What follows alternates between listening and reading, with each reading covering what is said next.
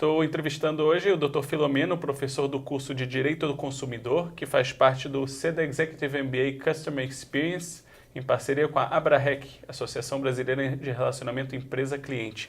Bem-vindo. Muito obrigado. Primeiro eu queria te perguntar, professor,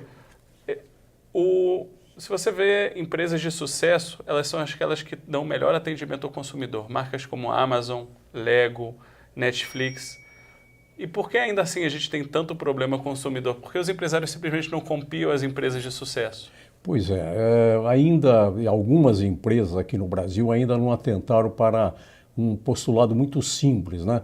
Quem faz a empresa crescer é o consumidor, quer dizer, o consumidor bem atendido, o consumidor desde a publicidade, não sendo enganado pela publicidade, tendo informações corretas, depois na confecção dos contratos, sendo, vamos dizer, acolhido por uma boa-fé, por uma aproximação ética, né?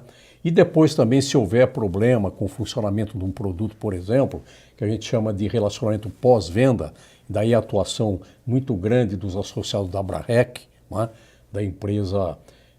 Das empresas que têm os serviços de atendimento ao consumidor e as ouvidorias, né? Então é evidente que as empresas que tratam bem o consumidor só tendem a ganhar. E aquelas que não tratam o consumidor tendem a sair do mercado a médio e longo prazo. Aliás, uma coisa interessante, Daniel, que quando eu fiz parte da comissão que elaborou o Código do Consumidor, né? Que foi feito em 1990? Em 1988, nós começamos a trabalhar, a comissão se reunia aqui em São Paulo e depois nós fazíamos relatório em Brasília para o Conselho Nacional de Defesa do Consumidor, que era ligado ao Ministério da Justiça. E o código foi efetivamente aprovado em 1990 e entrou em vigor em 91. Mas enquanto nós estamos elaborando o anteprojeto, nós fomos vítimas, né, a comissão, nós fomos vítimas de alguns editais raivosos nos jornais, dizendo que havia um grupo de terroristas, né, trabalhando numa nova lei que seria o cadafalso, né, dos empresários, quando na verdade depois que o código foi editado, eles acabaram chegando à conclusão de que não era nada disso. Quer dizer, nós, bons empresários, temos que saudar o Código de Defesa do Consumidor, porque, na verdade, eles nos incentivam exatamente a sermos corretos, né, nas tratativas, desde as tratativas, como eu falei, desde a publicidade até a utilização dos produtos que são colocados no mercado. Então, o código é, antes de mais nada, um código de princípios, né?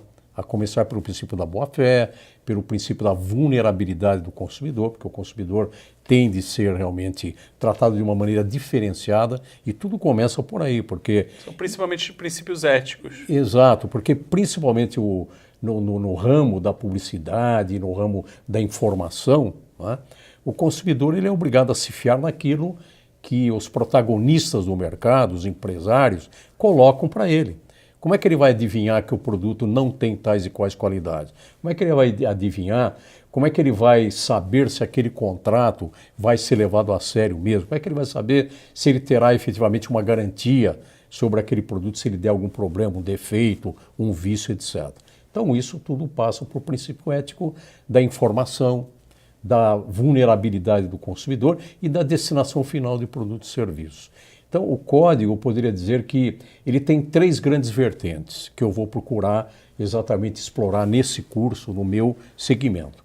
A chamada proteção administrativa, que na verdade são princípios e são também normas que tratam de eventuais sanções administrativas em razão de infrações previstas pelo próprio Código de Defesa do Consumidor e pelo seu regulamento. Então, isso geralmente é feito pelos PROCONs, a imposição de sanções administrativas. Existe uma tutela civil que tem a ver com a questão contratual, tem a ver com a questão dos defeitos dos produtos, da publicidade, da oferta, não é?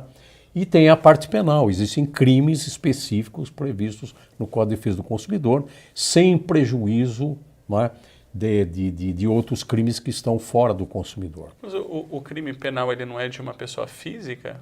Então, de pessoas físicas, né? É interessante, você tocou num ponto fundamental.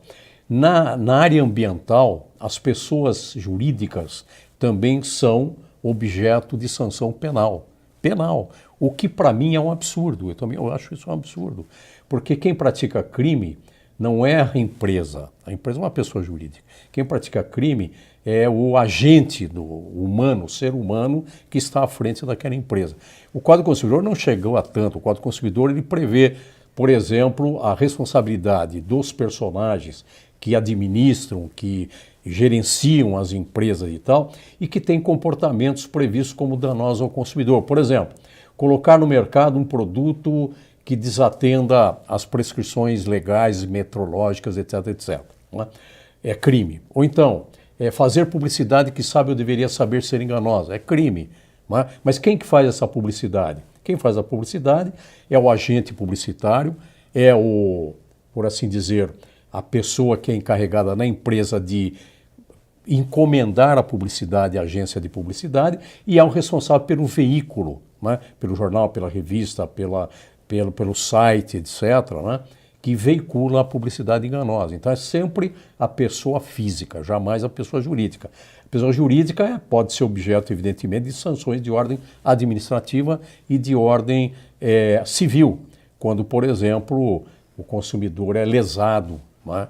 Tem um prejuízo econômico, então é claro que ele faz jus a uma indenização, mas isso no âmbito civil.